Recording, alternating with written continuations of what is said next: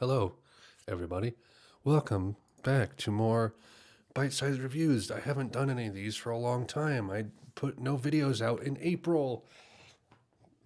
I'm a hero. That's okay. I'm not really seeking to have like a super active channel. I just want to keep making videos. And I got backlogged on bite-sized reviews because I've seen 3 movies, one of which I saw probably early in April, and I just never got around to making a bite-sized review. So like 2 movies later, I'm like, all right, I'm gonna sit down and finally make these. So what I saw was this movie, Logan, Logan, Logan, March 3rd, rated R. So this is a movie that I'm very OCD about when things look centered and when they don't. This is a movie that came out last year, I believe, right? 2017. And not Logan Paul. Don't don't autocomplete to that, please. 2017 is when it came out. R-rated. After Deadpool, this was R-rated. Those are like the only 2 R-rated Marvel movies. But I heard it was R-rated and heard some good things about it. People really liked it, and I'm like,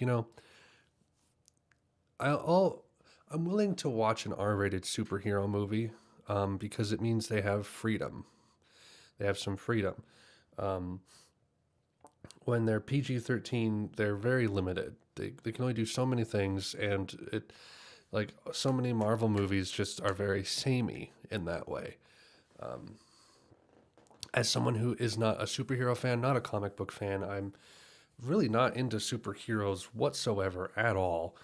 I don't think I've ever seen like the ethos or the pathos portrayed of a superhero portrayed super well. Dark Knight got really close, but it felt more like a crime movie than a superhero movie to me. Like the worst part of Dark Knight is the character of Batman, really, and that's kind of a sad thing, So I've never been super into superheroes, but I heard good things about this one, so I was R-rated, and I'm like, it looks like it's taking place like way in the future after the fact. They're all old boys, and I'm interested to see. Like, I also want to see like Wolverine actually do the damage he would do with those claws, in an R-rated movie. And so I saw it, and it was very, very good. It was very good. I have a lot of good things to say about it. I wouldn't say I'd say it's like great, kind of like 7 out of 10 sort of great. Where do I start? It kicks off right away with a violent scene, like literally just like, claws through the head, ripping out intestines, etc., etc. Literally like a minute and a half into the movie. And so it kicks off immediately with what you're going to have throughout the movie. And I was like, yes. Also with rated R things, with big studio productions like this, even when it's R, it doesn't feel like a hard R, in terms of the violence. Because usually when you have an IP, usually when it's based on an IP that's this big, they don't want to like turn people away from it. They're just like, yeah, let's just dip into the R a little bit. But no, this one went like pretty full bore. This one wasn't afraid to do some pretty. There was a few violent moments that were like a little like, ooh, that looked a little painful, a little hard to watch. I can't watch the Saw movies. I saw the first Saw, which was pretty tame, and then I saw Saw 5, which I was kind of forced to watch, and I could barely stomach it. It was like the most horrible thing for me. I cannot stomach horrible violence in movies, like really psychologically affecting sort of violence. There's a couple moments in this movie that kind of like struck that nerve for me a little bit. So I was like, good. It's really pushing it. It's not afraid. The violence was very, I guess you should say, satisfying. Like it didn't seem like they pulled in the reins or pushed it too far. It was just very like it was pretty natural fighting, like what you would expect to have happen in this thing. It didn't seem like so polished and choreographed and whatnot. It was pretty rough. You might be able to hear my baby. I can't tell. Um, I was pretty big on that. The story is really nice too because it's so good. It's so good in a superhero film to have just a basic story. Because it's like so often it seems like what happens is superhero has crazy abilities. Superhero needs to save these people from a menace who's going to destroy a city. And like, I mean, that's kind of what Dark Knight was even too. It kind of fell into that formula a little bit.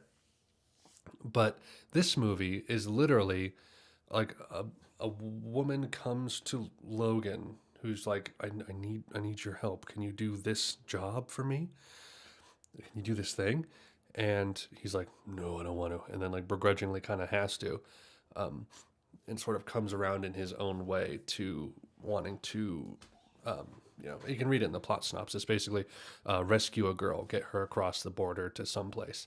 That's what the movie is. It's an escort mission, and it's so nice to just have a movie where the superhero character can blossom without being like, I mean, obviously he is having to rescue somebody, but it's not the same framework as every other superhero has, where like when you're Superman and you have to save a city, it doesn't give us much chance to really kind of look at Superman.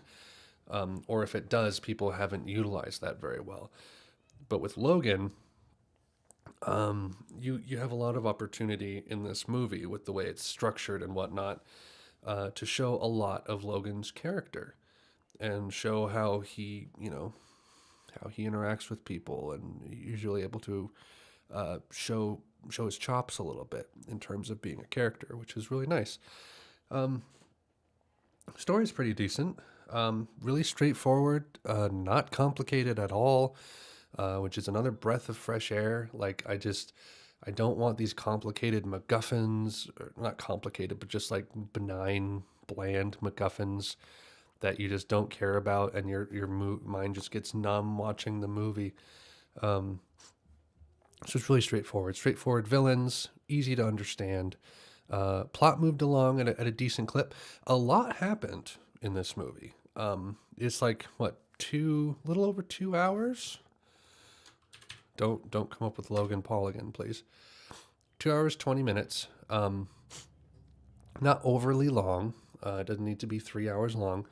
But a decent amount happens. A lot happens in the first hour. Like holy crap, things like just keep moving. One of my favorite scenes. I guess I'll do spoilers. I'll put a spoilers tag on the video. I feel like a lot of people have seen this. If not, I'll put a time code in the description because this is really the only spoiler part I'm probably going to talk about. Was they're at a casino, I believe. They've taken Professor Xavier. They're trying to like kind of take him and the girl. And Professor Xavier is having these seizures, and it's causing these like massive, like shock waves almost that are like freezing time or slowing it down, and people can't move. And he has one as people are trying to kill him or kidnap him or something. And so Logan has to go from like the bottom of the casino all the way up to the hotel room where there's people standing frozen trying to get Xavier, and he's just like killing him slowly, just trying to get to him. And then by the time he gets to him and gives him the shot, the seizure stops and everyone just collapses dead. And I'm like, that's good. That's really good. That's utilizing what you have to make a movie. That's dynamic cinema. I mean, you don't have to go beat by beat structure in all these Marvel movies. You can play with it a little bit, make it fun, make it interesting. So yes, that was one of my favorite parts. I don't really have a whole lot else to say about the rest of it. I just think this was a smart movie. It was a smart movie. It wasn't afraid to be R rated. I think Hugh Jackman may have taken a pay cut to allow it to be R rated or something like that. Which is, if that's true, good on you, Hugh. Because this movie really benefited from the freedom that it had to show what it needed to show. So I really liked it. I might watch it again in the future and in the black and white version because it's called like the noir version or something.